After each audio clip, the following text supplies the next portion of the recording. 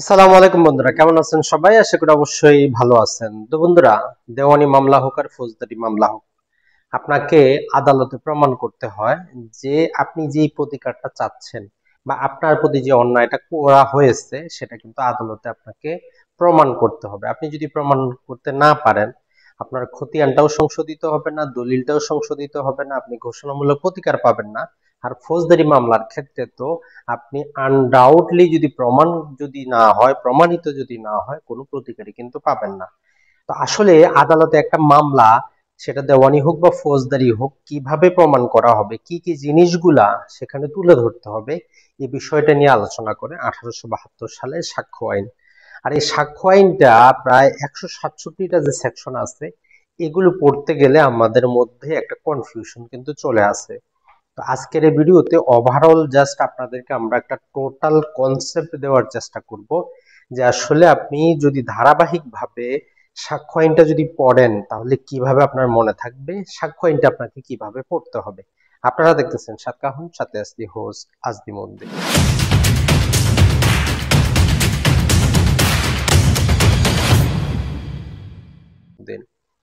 তো বন্ধুরা, সাক্ষ্য আইনটাকে আমরা যেটি করেছি 12টি ভাগে আমরা ভাগ করেছি। যেমন আমাদের 12 মাসে বছর হয়, সে ইংরেজি হোক, বাংলা হোক অথবা আরবি হোক, 12 মাসে আমাদের বছর হয়।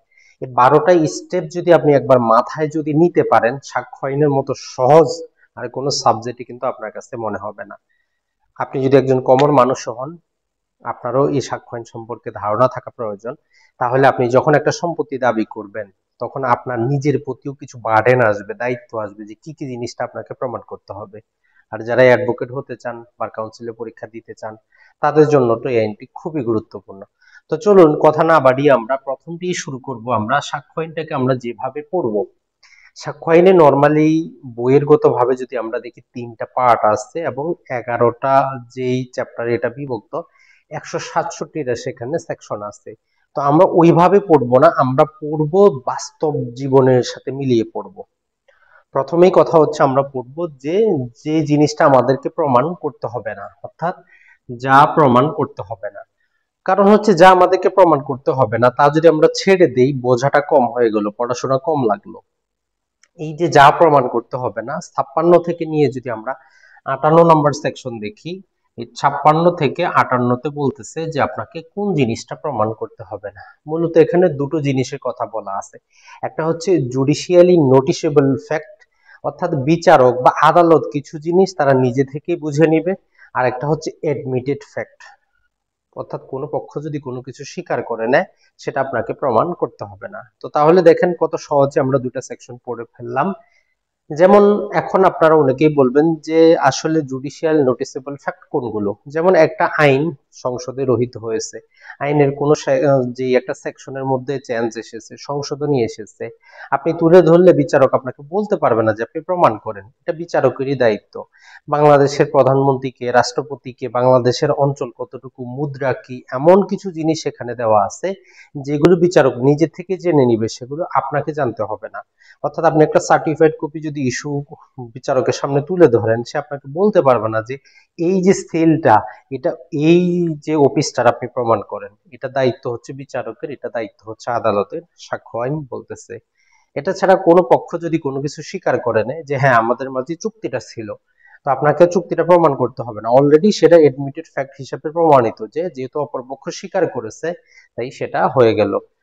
আরেকটা যে জিনিস আছে, যদিও এই দুই সেকশনের মধ্যে নাই, যে জিনিসটা প্রমাণ করতে হবে না সেটা হচ্ছে অপ্রাসঙ্গিক বিষয় আপনাকে প্রমাণ করতে হবে না, সেটা আমরা নেক্সটে পড়বো।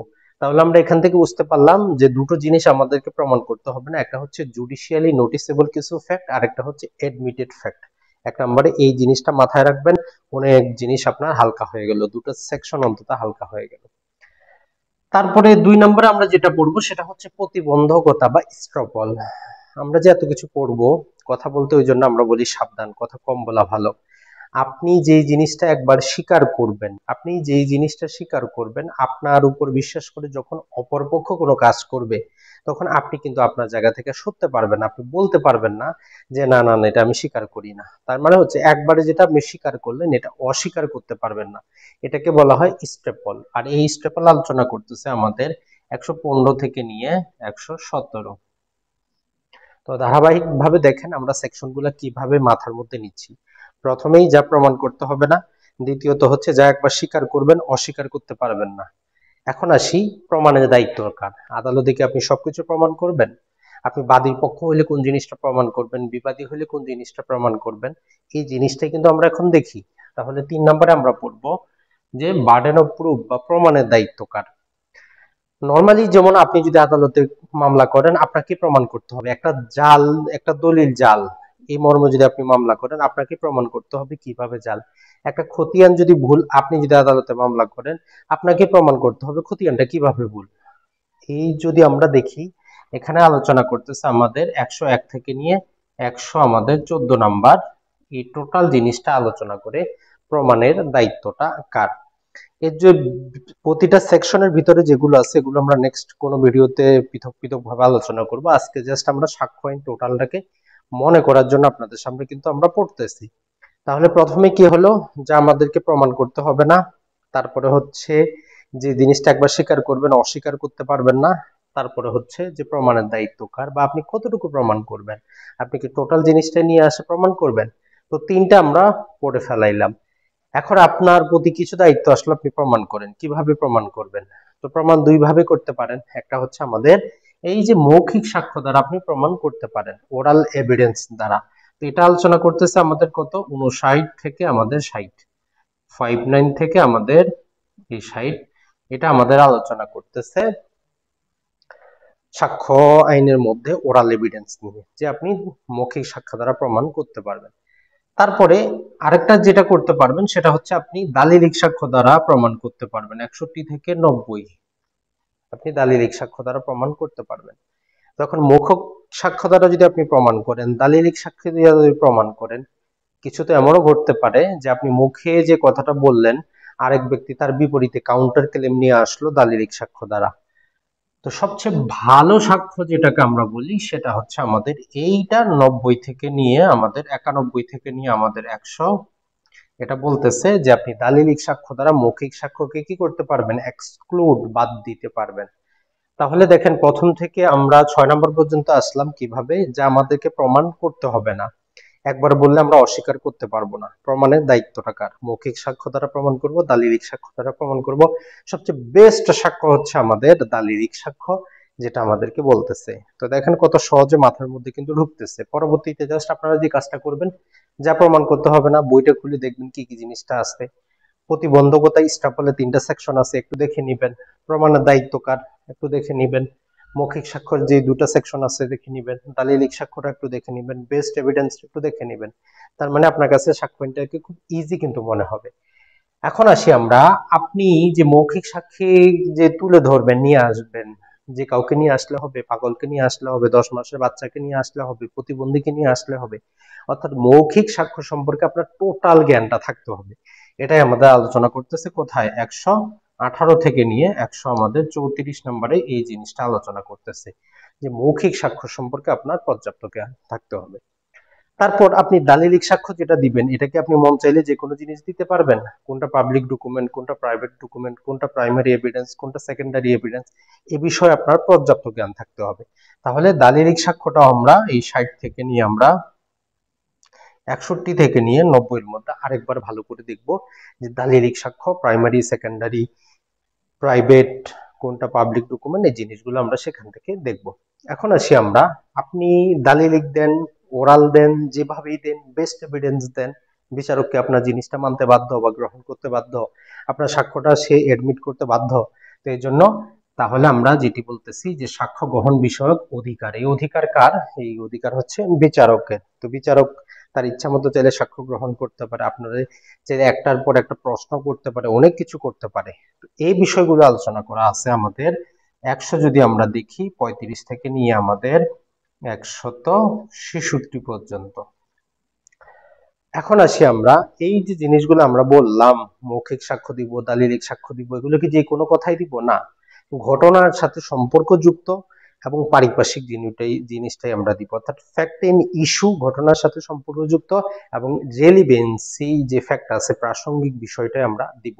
এটা হচ্ছে যে ধরলাম একজন ব্যক্তি কি করলো, হত্যা করা হইলো। এখন কেউ যদি তাকে সরাসরি দেখে, এটা হচ্ছে ফ্যাক্ট ইন ইস্যু, যে সে সরাসরি দেখেছে। আর যদি কেউ যে তাকে হত্যা করা হইলো, পিস্তলটা কিনা হয়েছে, কেউ যদি দেখে, ওই ব্যক্তি যে কোথাও গিয়ে বসেছে, ওই জায়গা থেকে টিকিট ক্রয় করেছে, তাকে 2-3 দিন থেকে অনুসরণ করতেছে, এই বিষয়গুলো হচ্ছে যে রেলিভেন্সি ফ্যাক্ট। তাহলে ফ্যাক্ট ইন ইস্যু হচ্ছে সরাসরি জড়িত, আর যে রেলিভেন্সি এটা হচ্ছে ঘটনার সাথে আনুষঙ্গিকভাবে জড়িত। তো এই বিষয়গুলো আমরা তুলে ধরবো কোথায়? 5 থেকে নিয়ে আমাদের এই 55 নম্বর সেকশনে আমরা রেলিভেন্সি অফ ফ্যাক্ট কিন্তু আমরা পাবো। তারপর আমরা যেটা পাবো সেটা হচ্ছে সাক্ষ্য গ্রহণ এবং বর্জন। যদি প্রসিডিং চলাকালীন সময় বিচারক ভুলক্রমে যদি কোনো সাক্ষীকে বাদ দেন, অথবা যার গ্রহণ করা প্রয়োজন নয় সাক্ষী সেটা যদি গ্রহণ করেন, তাহলে কি অবস্থাটা হবে, কথাটাই বলা আসছে। যদি যাদেরকে বর্জন করা হয়েছে বা যার সাক্ষীটা নেওয়া হয়েছে তাকে যদি বাদ দেওয়া হয় বা গ্রহণ করা হয়, মামলা যদি কোনো পরিবর্তন না হয়, তাহলে তার জন্য নতুন করে প্রসিডিং চলবে না। আর সর্বশেষ আমরা যেটা করব, প্রাথমিক বিষয়, এটা আমরা অলরেডি জানি যে আইনটার নাম কি হবে, আইনটার মধ্যে সংজ্ঞাগুলো কিভাবে ব্যবহার করা হয়েছে, কাকে রিপিল করতেছে, কাকে সেভিং করতেছে।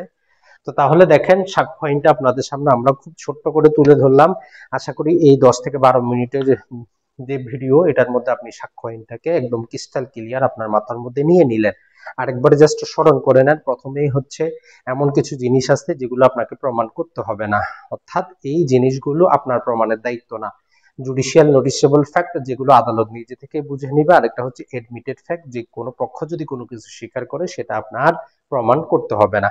একবার যেটা আপনি স্বীকার করবেন, আপনি অস্বীকার করতে পারবেন না। প্রমাণের দায়িত্ব কার, এটা আমরা বুঝবো। প্রমাণটা আমরা মৌখিক সাক্ষ্যের মাধ্যমে করতে পারি, দালিলিক সাক্ষ্যের মাধ্যমে করতে পারি, সবচেয়ে বেস্ট এভিডেন্সের মাধ্যমে করতে পারি।